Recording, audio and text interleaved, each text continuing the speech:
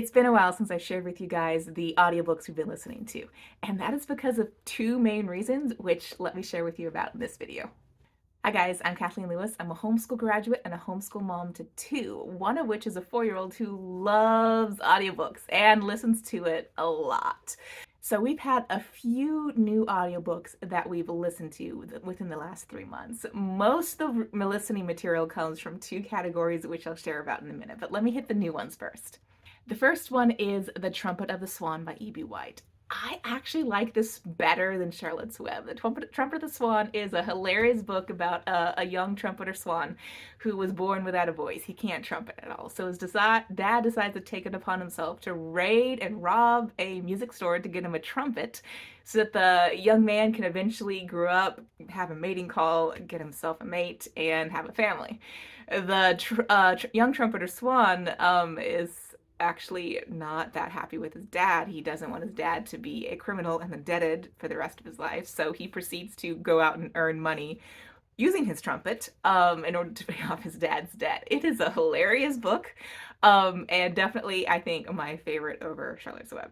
The next one is A Computer Called Catherine. This is just a short 15-minute audiobook that I found on Hoopla when I was looking for a whole bunch of biographies, and there's not that many full-length biographies available on audiobooks.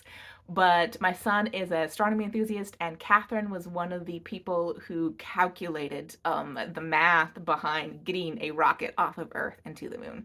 And he loved the story so much that I actually went out to the library and got the physical copy and ended up reading that to him many times as well. The next new book we listened to is The Vanderbeekers and the Hidden Garden. We listened to the first book in the Vanderbeeker series, and it was amazing, hilarious. So we did the next one. The Hidden Garden is about the Vanderbeeker kids who have a neighbor who is in the hospital. So they decide to make a surprise for him and turn a abandoned neighborhood plot into a garden.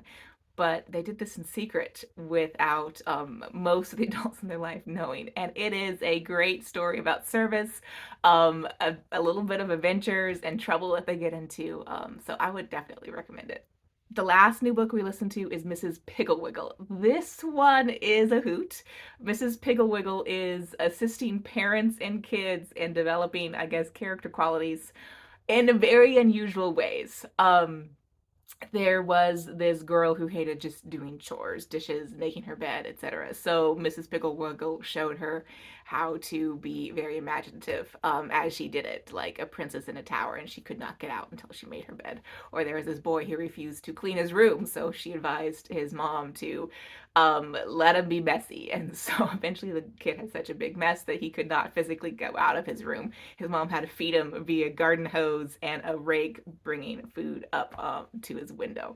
So eventually the kid got so tired of that, he cleaned his room and kept it clean from then on. It is a hilarious book, but definitely a little bit out there with its content. Okay, the first main reason that we do not have as many new books to share about is we listen to a whole bunch of old favorites. At the top of the list is the series that my son, no joke here, has been asking for a solid 2.5 months every single night as his bedtime book.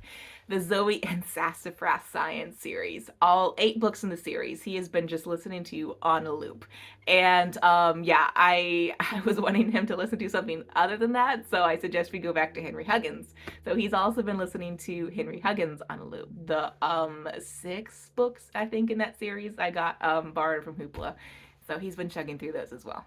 At one point, he actually asked my name for Little House in the Big Woods, so that was the book we were listening to at lunchtime. And another old favorite, if you've not listened to that, definitely go get a copy of that. And I mentioned to you guys before about Encyclopedia Brown, a young boy who solves mysteries in his hometown, helping his dad, who's the chief of police. This one is probably more written for middle school, just because of some of the bullying and name calling in there, but my son still loves it. And then last but definitely not least is my son's obsession with The Boxcar Children by Gertrude Chandler Warner. I've gotten several different volumes for him to plug his CDs into our CD player. And then as a reward for him doing a job well done with his own reading learning, I was reading a chapter of this every day for him. The biggest reason we have not been listening to as many new audiobooks is because we've been listening to science textbooks. Now, the first one we've listened to is completely new to us. is from Elemental Science, and it's the Sassafrass Science Adventures. We listened to the zoology textbook. It is crazy. It is definitely a hoot. It's what I would call in the style of the Mary Pope Osborne Magic Treehouse series of learning about history. It's basically an adventure story with textbook science data thrown in there in just a paragraph form here and there. So it's not seamless science as Zoe and Sassafrass, the novel series. But my son still likes it. He likes the adventure and he likes learning about the different animals. So we finished that, and actually we enjoyed it so much that I decided to pick up a full curriculum for us to use next semester. So we will be using that. We'll be doing the geology. The next textbooks that we have been listening to are the Apologia science textbooks. My son's actually asked for these by name. So he was going through this a whole bunch last spring and summer. So this fall he said, Mommy, can you get me out the astronomy book again? So I got this out. And then he asked for name by name for the botany textbook as well. So he is a little over halfway through with this. So yeah, he's been listening to these by request as well at lunchtime and in the afternoons. If you've enjoyed this video, be sure to bump that like button and let me know it. If you want to know what we're doing next semester for science, I have a video coming out soon, and when it does, it's going to come right here. And in the meantime, it'll be a video that YouTube thinks you should watch.